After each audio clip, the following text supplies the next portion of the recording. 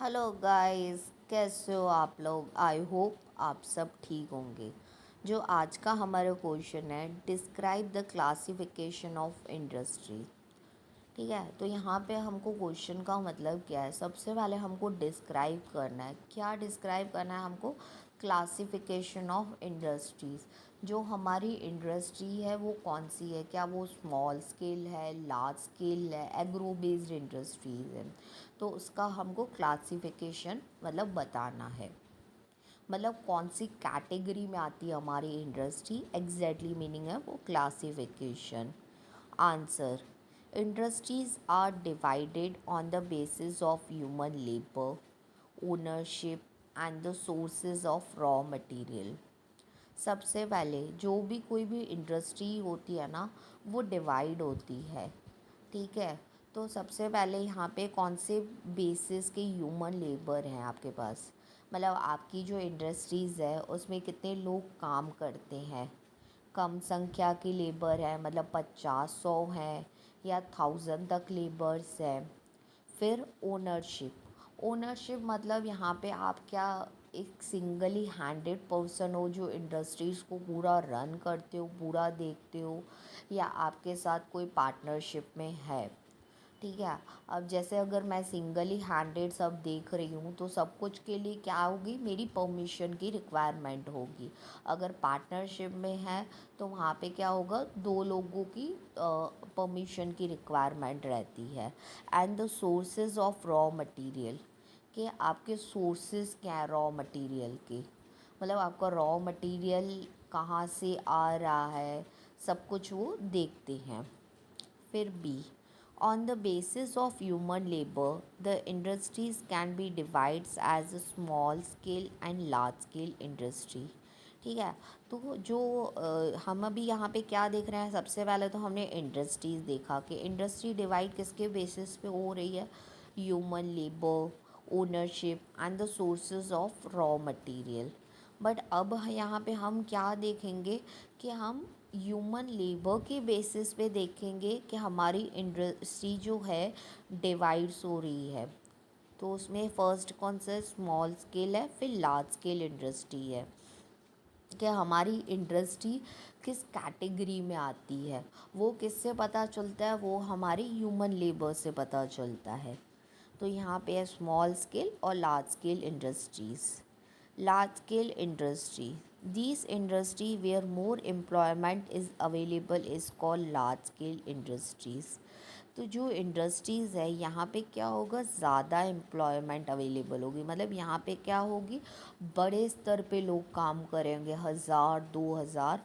तो उसको हम क्या बोलते हैं, लार्ज स्केल इंडस्ट्रीज़। जैसे एग्ज़ाम्पल है कॉटन टेक्सटाइल इंडस्ट्री।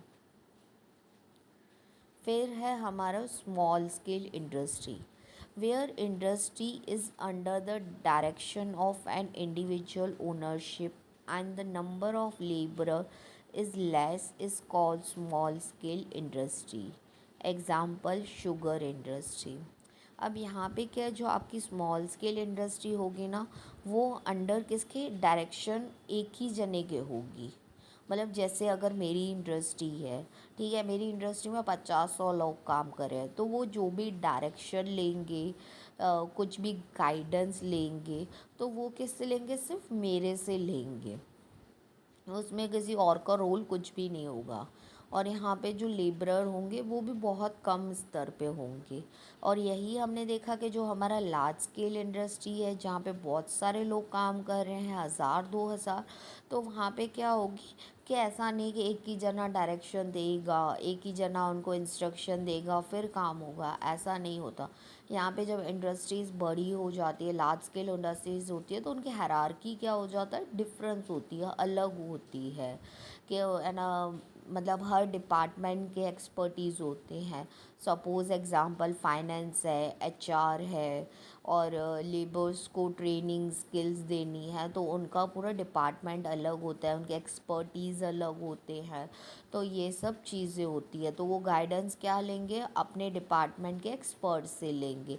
ऐसा नहीं है सीधा ही उठ के सीईओ मैनेजर के पास चले जाएंगे कि हमको है ना आप बताइए अभी आगे क्या करना है, कुछ भी इनके केस फॉल्ट्स आ रहे हैं, कुछ भी प्रॉब्लम आ रही है, तो वो क्या करेंगे, अपने डिपार्टमेंट के जो हायरार्की बनी हुई होती है उनके एक्सपर्ट्स के पास जाएंगे। कोई भी इशू होगा, कॉन्फ्लिक्ट्स भी होंगे, झगड़े भी होंगे, ठीक है। अब इंडस्ट्रीज़ में कॉमन सी बात है कि लड़ाई झगड़े हर जगह होते ही है। कॉन्फ्लिक्ट्स हो गए, लड़ाई झगड़े हो गए, पॉलिटिक्स हो गए, कुछ भी इशू रिजॉल्व करवाना है तो सबसे पहले वो क्या करेंगे, अपने जो वहाँ के मैनेजर्स हैं, ठीक है, जिनके असाइन किया हर डिपार्टमेंट के, उनके पास जाएंगे, रिजॉल्व करवाने की कोशिश करेंगे। ऐसा नहीं सीधा सीईओ मैनेजर के पास उठ के चले गए, ये नहीं होता।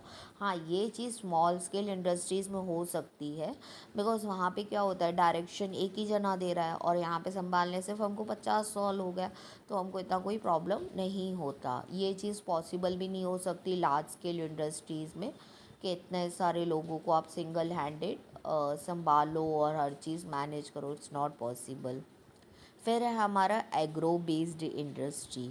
उसमें cotton textile, jute, silk, woollen textile, sugar, paper our industry based on the raw material obtain from activity based agriculture. अब एग्रो बेस्ड इंडस्ट्री क्या होती है, जैसे आपने देखा कि कॉटन, जूट, सिल्क या वूलन हो गया, शुगर, पेपर, इस तरह की जो इंडस्ट्रीज़ होती है ना, उनका बेस क्या होता है, रॉ मटेरियल होता है।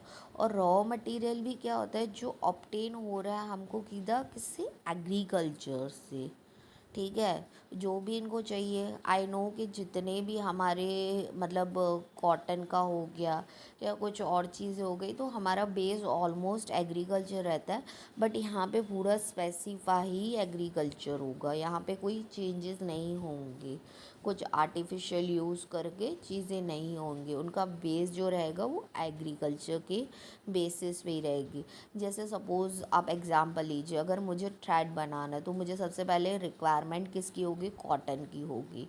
तो कॉटन क्या हुआ, वो मेरा एग्रो बेस्ड हुआ। उसके बाद जो अलग प्रोसेस हुएगी, कॉटन को करेंगे, फिर हम उसमें से धागा बनाएंगे, फिर डाइंग करेंगे, फिर जाके वो कपड़े में बनता है, तो वो पूरा प्रोसेस अलग हो गया।